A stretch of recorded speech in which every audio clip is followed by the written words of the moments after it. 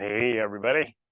Welcome back, or welcome if it's your first time.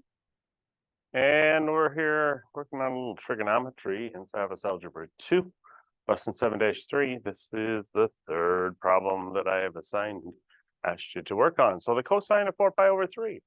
First thing I'm thinking of is, well, where's 4 pi over 3? Remember we said, let's see, since this has got the pi in there, we're talking about radians. So that's always going to mean radians. If you haven't heard me explain this before, well, what's a radian? If you watched many of these or been in class, you've probably heard it enough that you're going to not want me to do this, but there's a radius. Stretch it on the circle. The length, if it's like a string, form an arc here at the central angle.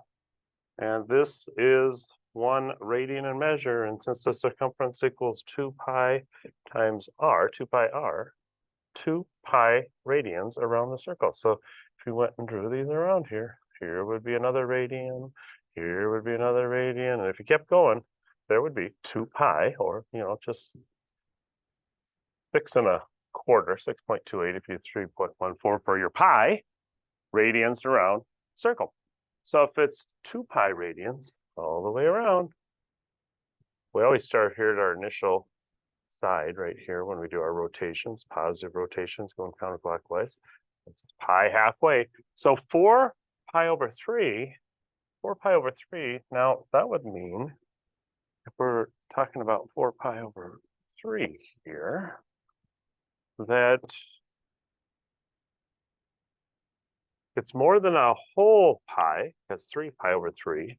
So 3 pi over 3 would be to there, and then if we split it into thirds here, so 1, 2, 3. So it's this angle right down here, closest to the 3 pi over 2.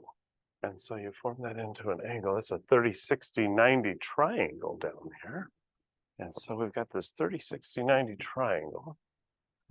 Maybe if I drew it in there, it looks a little more like a 30, 60, 90. And then we remember hypotenuse 1. We've done Pythagorean theorem on that before, explaining also somewhat quick review here. If you added another 30, 60, 90 over here, that'd be equilateral all the way around, hypotenuse 1. So this is going to be, because of the symmetry, I'll explain it that way instead of the congruent triangle from geometry. A half, we did Pythagorean theorem, and we found this side to be square root of 3 over 2. So what do we have here? Cosine. Remember, cosine ka, if you go all the way back to learning it in the first place, adjacent over hypotenuse.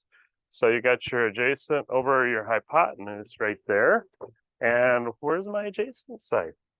Well, my adjacent side is the 1/2 right there. And we'll get a different color here so we can see. 1/2 over hypotenuse 1. So we're going to put a 1/2 in there, simplify your answer, radicals, integers, fractions. Okay, so read the directions.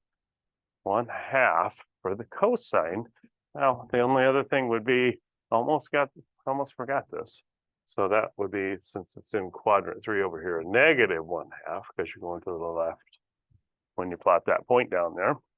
So let's see if that's what Savas is after here. Not too bad of a little problem. Negative 1/2. That's it. So hopefully that helps.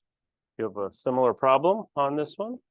Don't give up. Whatever you do, you can't say it often enough. Find the solution. Search out radians, unit circle, quadrant 3, whatever it is. I prefer just looking on YouTube and finding it, but you use your resources that you search out on your own if you have something different you like. Anyway, hope you're having a great day and that helps you solve that problem.